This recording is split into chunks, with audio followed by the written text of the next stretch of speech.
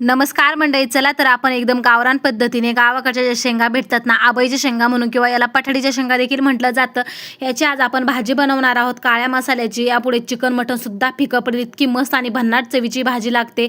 या शेंगांची चव खूप मस्त आहे आणि या शेंगा खाल्ल्याच्या नंतर जी रक्ताची कमतरता जर असते ना शरीरामध्ये, ती सुद्धा भरून निघते. त्यामुळे अशा पद्धतीच्या या शेंगा नक्की बनवून बघा. चला तर मग लगेच सुरुवात करूया. त्या शेंगा कशा असतात ते सुद्धा मी तुम्हाला दाखवते. त्या अगोदर मी 2 कांदे इथे घेतलेले आहे. यांना आता थोडंसं कट करून घेतलेलं आहे साईडने चाकूने आणि यांना मी भाजायला ठेवलेलं आहे. तर अशा पद्धतीच्या शेंगा असतात.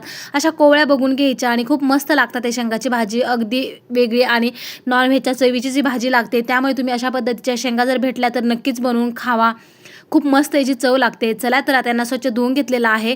तर जास्त मोठ्या न घेता अशा कोवळ्या साईजच्याच घ्यायच्या आहे, एकदम अशा पद्धतीच्या, किंवा यापेक्षा छोट्या भेटल्या तरी घेऊ शकता. जास्त मोठ्या शेंगा घेऊ नका, नाही तर मग त्या एकदम कडक असतात आणि साईडने त्याला शिरा वगैरे भरपूर असतात आणि आतमध्ये सुद्धा एकदम कडक झालेल्या असतात. तर अशा पद्धतीच्या कोवळ्या कोवळ्या शेंगा घ्यायच्या आहेत.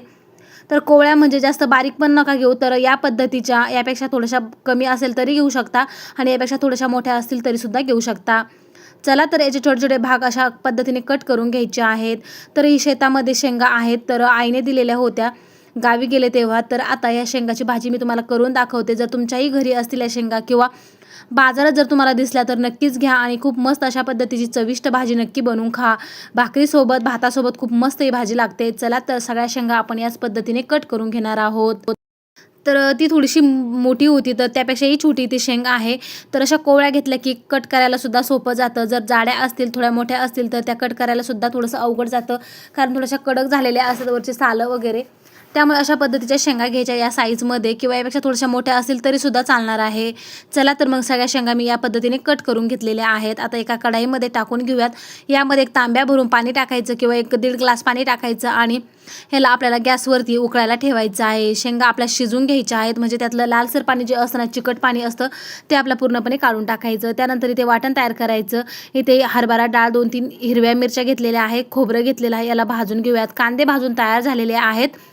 गॅसवर इथे मी तवा ठेवून घेतला, तेल टाकलं, यामध्ये खोबरं भाजून घ्यायचं. खोबरं भाजत आलं की लगेच काढून घ्यायचं किंवा साईडला घ्यायचं. नंतर त्याच तेलामध्ये हरभरा डाळसुद्धा भाजून घ्यायची आहे. छान अशी खरपूस ही डाळ भाजायची, त्यामुळे चव भाजीची खूप मस्त लागते. तर डाळ भाजून झाली की लगेच आपण यामध्ये मिरच्या आणि कांदा जो आहे ना, तो भाजून घेणार आहोत.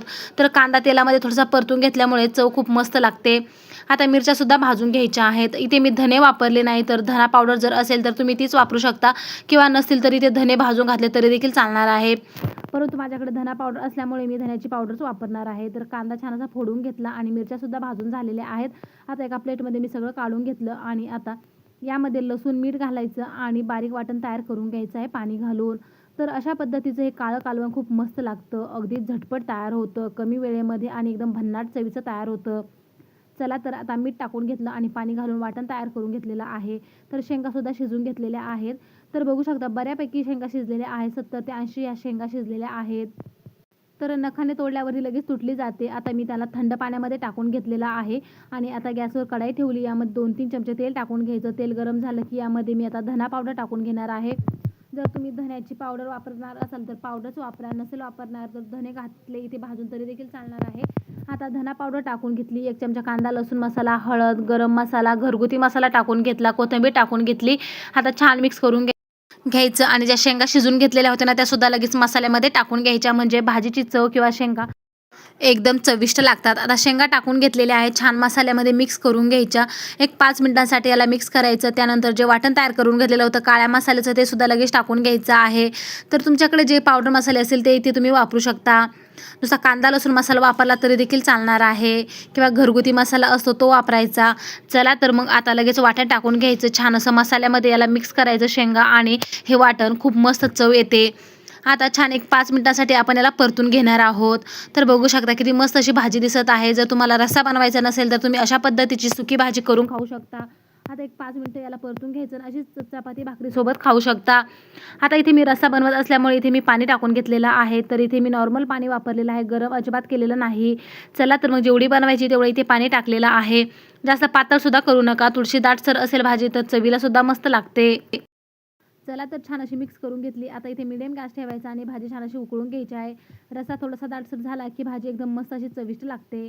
चला तर साईडने उकळी फुटलेली आहे आणि तरी बघू शकता किती मस्त अशी तरी आलेली आहे. चला तर इथे मीडियम गॅस ठेवलेला आहे आणि मस्त भाजी आपली इथे उकळून तयार झालेली आहे. तर एकदम अशी खळखळून उकळून घ्यायची एक 10 मिनिटांसाठी आणि त्यानंतर भाजी इथे तयार झाली आहे. बघू शकता काय मस्त अशी भन्नाट चवीची भाजी दिसत आहे किंवा याला कालवण म्हणू शकतो. भाकरीसोबत अप्रतिम लागतं. चिकन मटनसुद्धा यापुढे फिका आहे.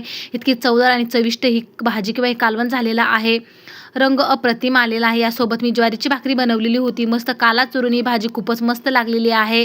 तर कसा वाटला तुम्हाला आजचा व्हिडिओ नक्कीच कमेंट्समध्ये सांगा. व्हिडिओ जराही आवडला तर नक्कीच लाईक करा. इतरांसोबत सुद्धा रेसिपी शेअर करा. चला तर भेटूया अशाच नवीन रेसिपीसोबत. तोपर्यंत धन्यवाद.